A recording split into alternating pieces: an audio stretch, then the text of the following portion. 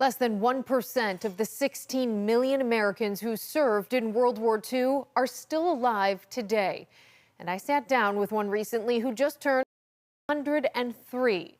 But what's most impressive about him is his story as a prisoner of war. Meet Bill Dibble.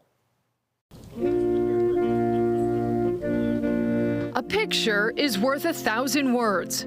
This picture certainly is. Snapped at the moment Bill Dibble thought he was going to die. We were told growing up never to question him, that when he was ready to talk about it, that he would tell us. For many years, Bill didn't tell his story. On this day, though, I could ask anything I wanted. It was amazing to hear what he went through. At just 17 years old, Bill was sent to Africa and Europe to fight in World War II. In Sicily, he remembers vividly the moment he was captured. Well, they had us pinned down from the top of the mountain. He became a POW, doing hard labor at a farm surrounded by barbed wire fencing in Germany. It was rough that we worked in all kinds of weather, regardless of how bad it was. The only food he was given was from that farm. His dentist would later pull many of his teeth due to that poor diet. And at one point, they had notified my grandmother that my father had died. And then somebody going through the prison, my father had written his name on the wall in the bathroom and said, "I'm alive."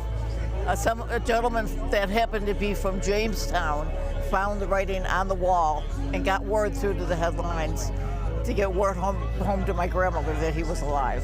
That was miracle number one for Bill and his family. Miracle number two came before this picture was taken. At one point early as a prisoner of war, a guard told Bill to go over to a barn on the farm to grab something. That was it, he thought. That barn was where his life would end. And he kept walking, he'd stop and light a cigarette. He'd stop, we'd walk a little further, and he'd have a puff on a cigarette. He thought it was going to be it. When he got to the barn, though, he was handed a camera. That guard wanted to take a picture of the 20-plus prisoners there.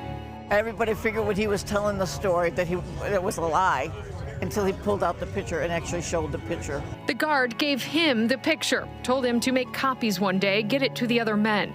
He held on to that for 21 months that he spent as a POW.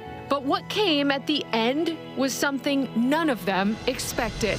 In a letter Bill wrote to the wife of another POW there years later, he describes the unimaginable. For 3 months near the end of the war, the prisoners were marched more than 500 miles in treacherous weather. He says they walked 20 to 30 miles a day. Many nights he left his shoes on because he feared he wouldn't get them back on his swollen, bloody feet. As they walked, they had to steal food. He lost more than 60 pounds, weighing in below 100 pounds when he was finally set free to the Allied forces. I live by one motto. If you get nervous or upset, you're a dead man. You stay calm and you think, you live.